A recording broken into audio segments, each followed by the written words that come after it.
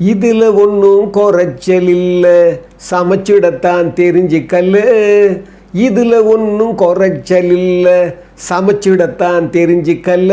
சிலர் எதுவும் செய்யலாயக்கில்ல, பதவி ஆசை விடுவதில்லை. சிலர் எதுவும் செய்யலாயக்கில்ல, பதவி ஆசை விடுவதில்லை. கலப்படமா சரக்கு இருக்கு, எதிலும் இப்போ சுத்தமில்லை.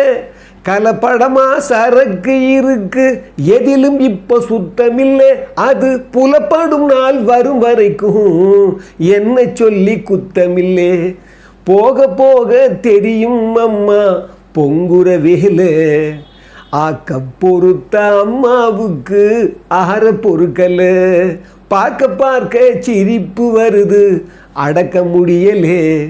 நீ பொங்கி போட்டு திங்கிறது எப்போ எனக்கு புரியலே. அற்புதமானவர்கள் எல்லோரும் வணங்குகிறேன். இந்த கருத்து கணிப்புங்கிற பேரில் கடந்த 23ஆம் தேதிக்கு அப்புறம் அவங்கவங்க டிபேட்டில் அவங்கவங்க என்னென்ன சொல்ல நினைக்கிறாங்களோ எல்லாம் சொல்லிகிட்டே இருக்கிறாங்க. அதாவது அதெல்லாம் பார்த்தா ஒரு தெருக்கூத்துன்னு சொல்லுவோம் இல்லை, இது ஒரு பெருங்கூத்தாக இருக்குது. அதாவது அவங்கவங்க நினைக்கிற மாதிரி பேசிக்கிட்டே இருக்கிறாங்க. நம்ம உச்சநடிகர் சொன்ன மாதிரி ஒரு கடுப்பு திணிப்புன்னு சொன்னார். அவர் சொல்கிறதே கடுப்பு திணிப்பாக தான் இருந்தது. அதுக்கு அந்த கடுப்பாக இருந்ததால் தான் அந்த கடுப்பு திணிப்புன்னே அவர் சொன்னார். ஏன்னா இன்றைக்கி இருக்கிற அரசியலை கணிக்கவே முடியலை. ஏன்னா to the good the world appears குட்னுவாங்க. நல்லவனுக்கு உலகம் முழுதும் நல்லதுன்னு சொல்லுவாங்க. ஆனால் இங்கே நல்லதையே காண முடியாதோன்ற ஒரு பெரிய ஒரு மோசமான சூழலில் நம்ம சிக்கிக்கிட்டோமோ அப்படின்னு தோணுது. அந்த வகையில் சில விஷயங்களை பரிமாற தோணுச்சு எனக்கு. ஏன்னா நாளை 29, நாளைக்கு 6 மணியோட மேற்கு வங்காளத்தில் வாக்கு முடியுது. முடிந்த உடனே பாருங்கள், மே 4ஆம் தேதி ஒரு 9 மணிக்கு ஆரம்பிப்பாங்க.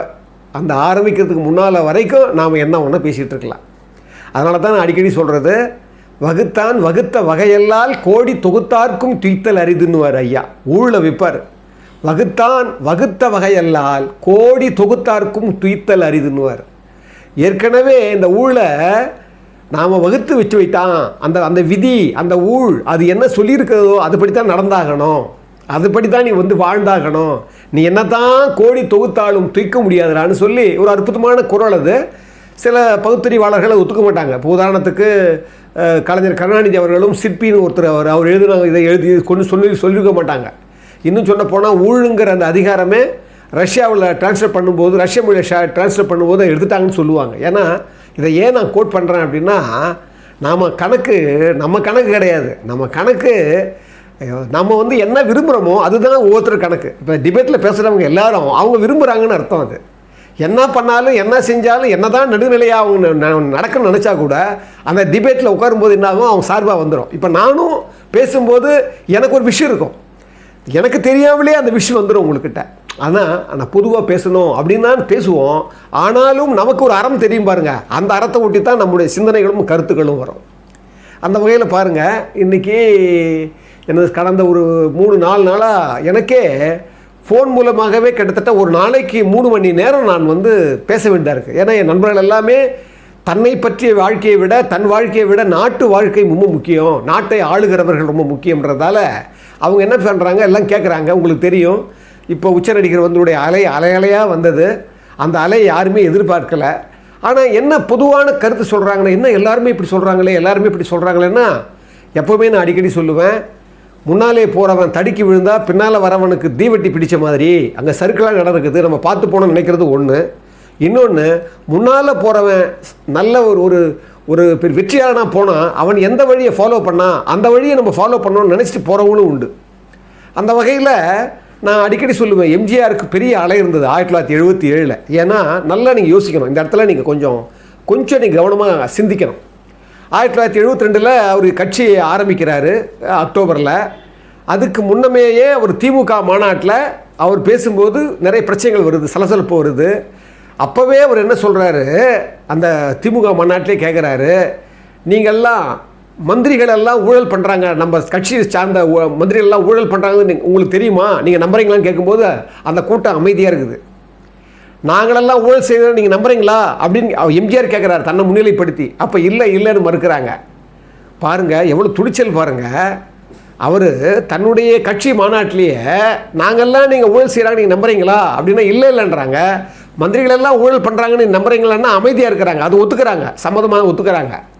அந்த காலத்திலேயே அவர்கிட்ட கேள்வி கேட்குறாங்க. ஒரு தந்தி பேப்பரில் வந்து நினைக்கிறேன் அந்த பேட்டி. அப்போ 1972 உங்களுக்கு கட்சி ஆரம்பித்த பிறகு கேட்குறாங்க. அதை உங்களுக்கு 1972 கட்சி ஆரம்பிச்சிட்டிங்க, இப்போது உங்களுக்கு மக்கள் ஆதரவு எவ்வளோ இருக்கும் அப்படின்னு கேட்கும்போது எம்ஜிஆர் சொல்கிறார் பாருங்கள். அது பதில் 1000 பேரில் 999 பேர் என்னுடைய ஆதரவு, எனக்கு ஆதரவு கொடுக்குறாங்கன்னு சொல்கிறார். அந்த மாதிரி அதீத நம்பிக்கை இருந்தது எம்ஜிஆருக்கு. ஆனால் என்ன தெரியுமா நடந்தது உங்களுக்கு தெரியும்.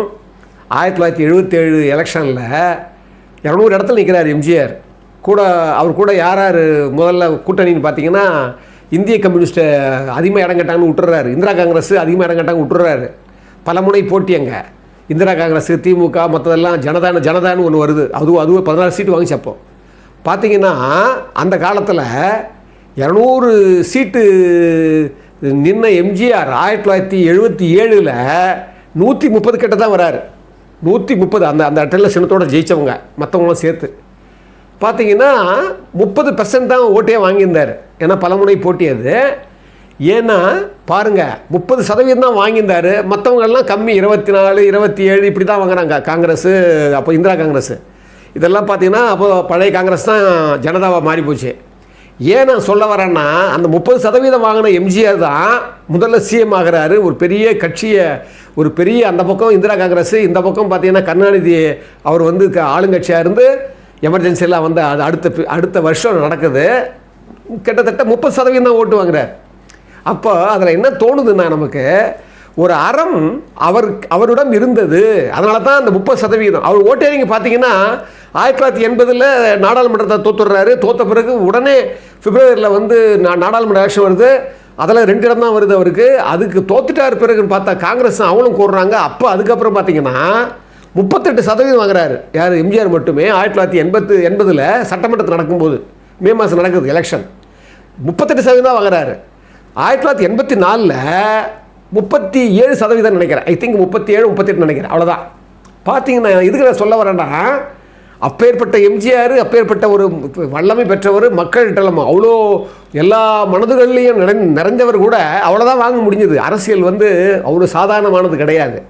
ஆனால் பாருங்கள் அவருடைய 1970 எவ்வளோ தெளிவாக இருந்திருக்கிறார் பாருங்கள். 1973 உங்களுக்கு தெரியும் திண்டுக்கல் பை எலெக்ஷன் வருது, இடைத்தேர்தல் வருது. அதில் ராஜாங்கம்னு ஒரு திமுக உடைய எம்பி தான் வந்து இறந்துடுறாரு. அதுக்கு தான் அந்த இடைத்தேர்தல் வருது.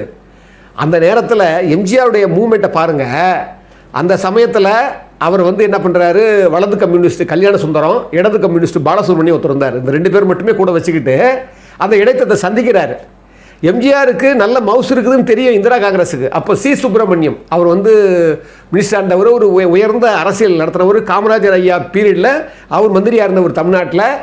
அப்பேற்பட்ட சி சுப்பிரமணியம் ஐயா எம்ஜிஆரை சந்தித்து நீங்கள் ஒன்றும் செய்ய வேணாம், நாம் திமுகவை எதிர்த்து ஒரு பொது வேட்பாளரை நிறுத்துவோம், செலவுகளெல்லாம் நாங்கள் பார்த்துக்குறோம், நீங்கள் ஒரே ஒரு முறை வந்து தொகுதியை வந்து பிரச்சாரம் பண்ணிட்டு போயிடுங்க, மிச்சதெல்லாம் நாங்கள் பார்த்துக்கிறோன்னு போய் சி சுப்பிரமணியம் ஐயா வந்து எம்ஜிஆரை பார்க்குறாரு. அது எம்ஜிஆர் சொன்ன பதில் என்ன தெரியுமா? இல்லை, இந்த எலெக்ஷன், இந்த இடைத்தேர்தல் யார் உண்மையான திமுக அப்படின்னு மக்கள் கிட்ட நான் எதிர்பார்க்குற பதில் அப்படின்னாரு. யார் உண்மையான திமுக? எம்ஜி ராமச்சந்திரனோட திமுகவா இல்லை கருணாநிதி தலைமையில் இருக்கிற திமுகவான்றத இந்த மக்கள் கிட்ட நான் எதிர்பார்க்குற பதில். அதுக்கு ஏற்ற தருணம் இதுதான், இந்த தருணத்தை நான் தவற விட மாட்டேன் அப்படின்னு பதில் சொல்கிறார். பாருங்கள், அதே மாதிரி நிற்கிறாரு.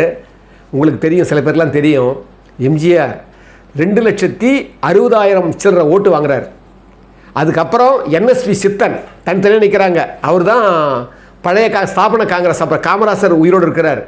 அவர் பாருங்கள் 1,19,000 ஓட்டு வாங்குறாரு. அதுக்கப்புறம் யார்? அதுக்கப்புறம் தான் திமுக 95 லட்சம் சம்திங், 95,000 சம்திங் ஓட்டு தான் வாங்கினார்.